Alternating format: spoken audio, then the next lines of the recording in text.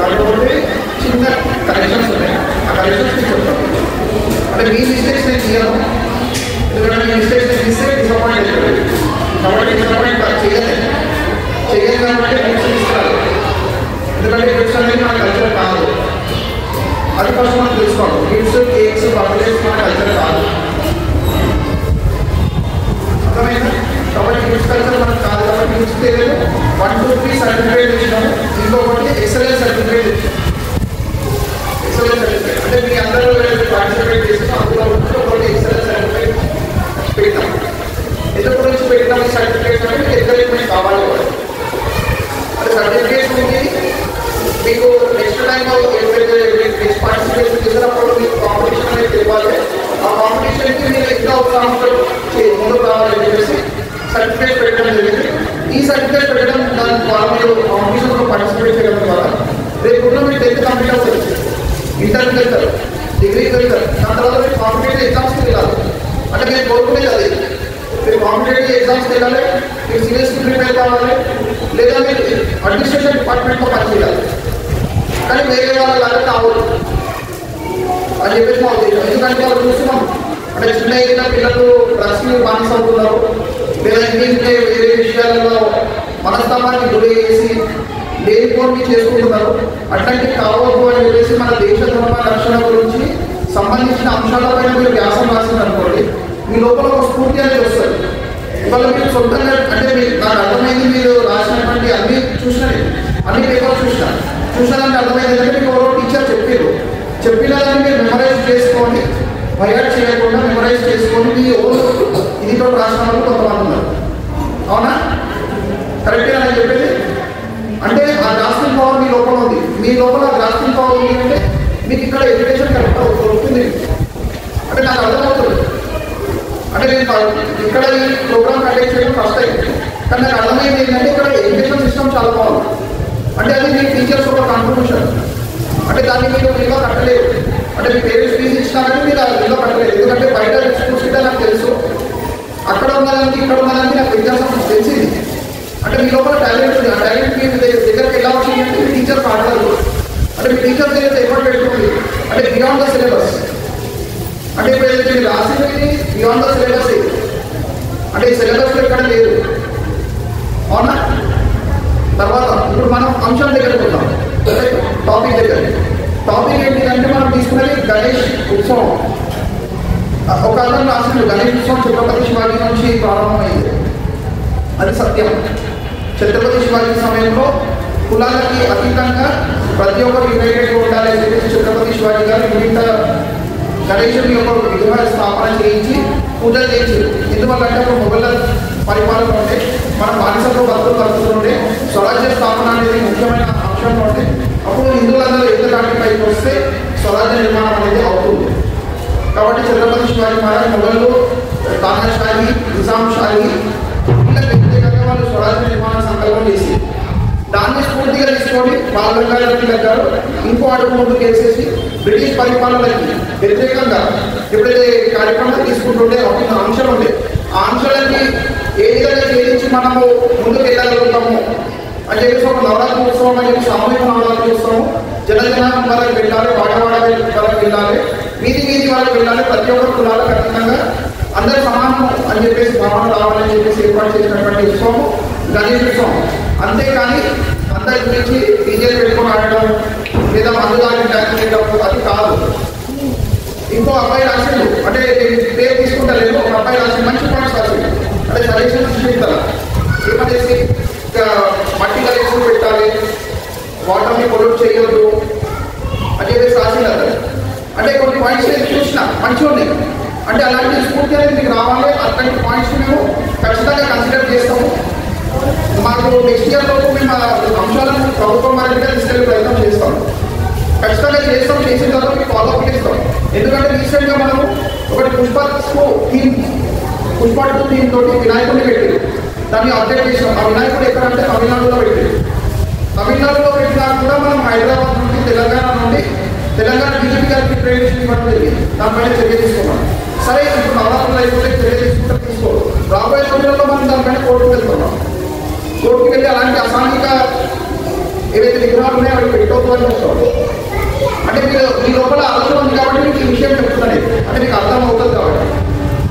సరేనా? దేవుడు కళ్యాణానికి ఇప్పుడు ఫస్ట్ సెకండ్ వచ్చిన వాళ్ళందరికీ కూడా హృదయపూర్వకంగా అభినందన చెప్తున్నాను.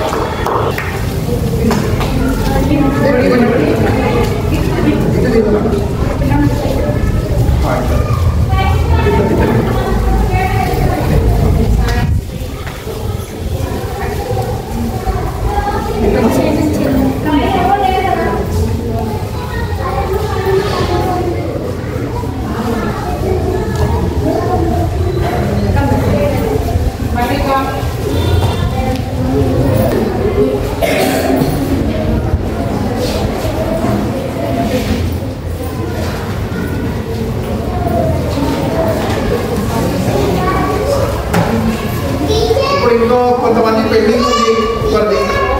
ఒక 2 ప్రైజ్లు పెండింగ్ ఉంది. అందరు కన్ఫ్యూజన్లో ఉండదు. ఈవెన్ మీ టీచర్ కూడా సస్పెన్స్లో ఉండదు. ఎందుకు ఇవ్వలేదు మా స్టూడెంట్స్కి అని చెప్పి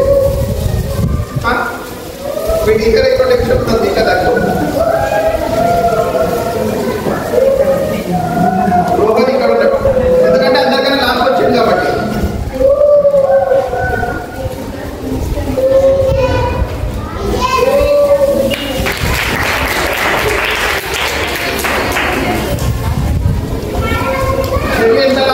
అంటే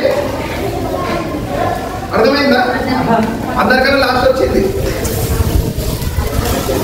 అవును చెయ్యి. తెలుగు హింदी आप सबसे लास्ट है. ठीक है? रोते क्या? नहीं रोते. रो लो एक बार.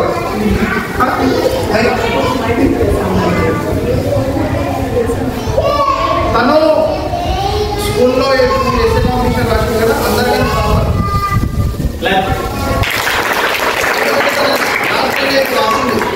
అంటే ప్రకృతి గురించి రాసింది. समझ में आता है? हाँ हिंदी में बोलो. आपने जो लास्ट लाइन लिखा ना, क्या लिखा एक बार बोलिए, सबको सुनाइए. मैं बोलने से अच्छा आप बोलना.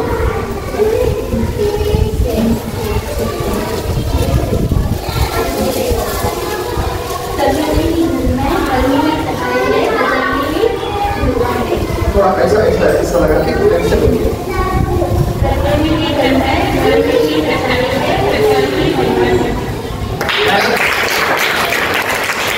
అంటే ఈ పాయింట్ తన కవర్ చేసింది, తన ఓన్గా కవర్ చేసింది కాబట్టి అందరికన్నా లాస్ట్ ప్రైజ్ అనేది అంటే एक्सेलेंस सर्टिफिकेट है और आगे और अच्छा करना. ठीक है ना? रेडी है?